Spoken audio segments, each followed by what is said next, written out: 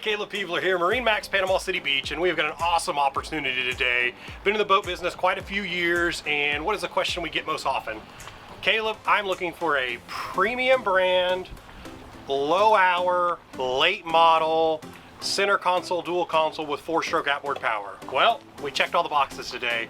We're in a 2013 Boston Whaler 270 Vantage with twin 200 4-stroke Verados with just over 200 hours.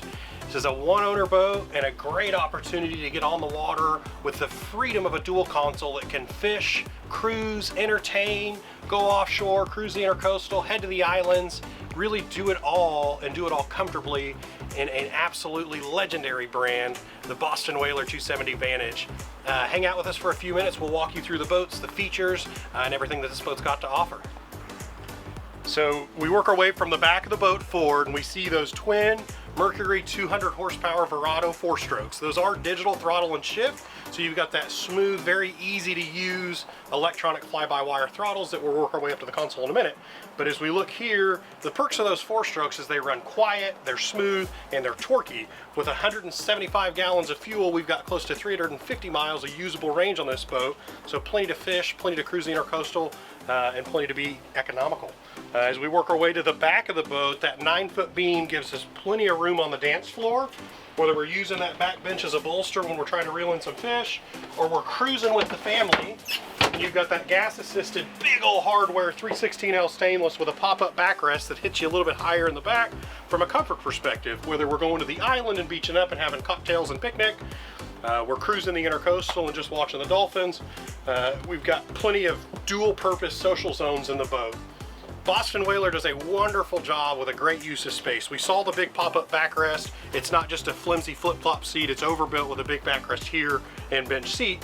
But we work our way forward and we've got that teak top finished fiberglass table that is removable, clicks out of that post, and we'll click up front where that sun lounge is filling up a spot that if you wanted to eat at the front of the boat, we could eat up there.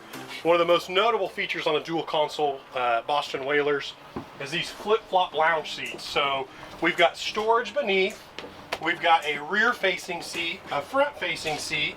We could change the angle from, say, a lounge perspective, or if we really wanted to get comfy, kick that sucker all the way down, lay up on that big thick backrest, and you could lay a kid out to go to sleep. You could lay here and be rear facing as we just watch the waves go by and be under the comfort of this big heavy duty fiberglass hardtop. I don't know if it's the psyche of the dual console boats or it's the fact that we're in here and closed in. We've got that convertible Jeep Wrangler feel with the fresh air passing through, but you've got that rigidity and protection of a big hardtop. I truly feel like these boats ride better than their other 27-foot center consoles. And I don't know if it's from the weight, if it's from you just being tucked in and comfortable with that unsinkable legend, the Boston Whaler, but these boats are really great performers. They're very dry and just very comfortable boats to go offshore. As we work our way up to the console, we'll take a closer look at the electronics and the bow shade up front. So as we take a look at the captain's chair and the helm and where all the controls are at, where Captain Caleb gets to sit and take control of the vessel, we see a better look at those digital electronic throttle controls. You can run this on a single lever control and be nice and smooth and run both engines from just that control.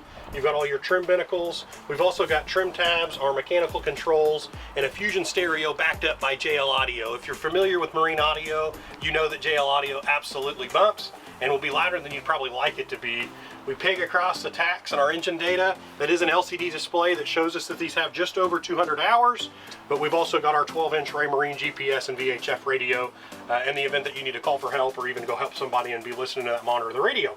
But boat's ready to go. It's got electronics in it. It's got the upgraded digital throttle and shift, trim tabs from a comfort perspective, and we're ready to rock and roll.